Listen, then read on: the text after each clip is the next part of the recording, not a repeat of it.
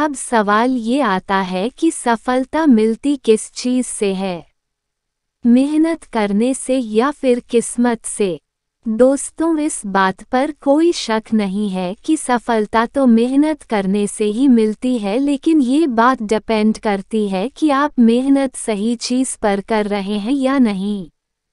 मेहनत करने से किस्मत को बदला तो जा सकता, लेकिन सिर्फ तब जब आप सही काम में मेहनत कर रहे हों।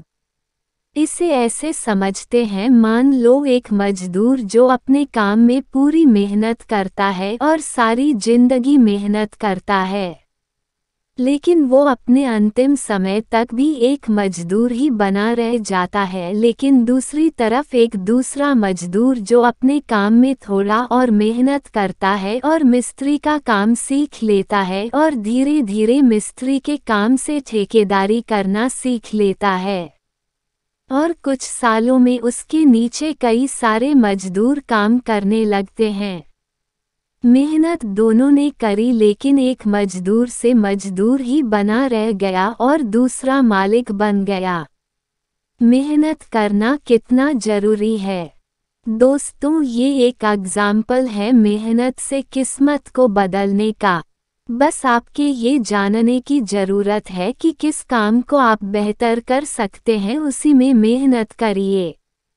सारी जिंदगी एक ही जैसा काम करके, उसी में दिन रात गधों की मेहनत करके किस्मत नहीं बदलती। मेहनत से किस्मत को बदलने के लिए सोच को बदलना भी जरूरी है। कुछ नया सोचना जरूरी है। सिर्फ मेहनत करने से सफलता मिल जाएगी और उसी काम में जिसमें आप बार बार फेल हो रहे हैं, तो ऐसी सोच रखना बस एक बेवकूफ़ी होगी।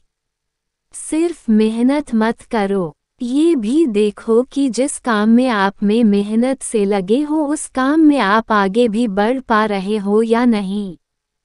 कड़ी मेहनत करने के बाद भी अगर आप उस काम में वही हैं जहां से शुरुआत करी थी, तो हो सकता है आपकी किस्मत खराब है और अब आपको अपनी मेहनत किसी और काम को आजमाने में करनी चाहिए।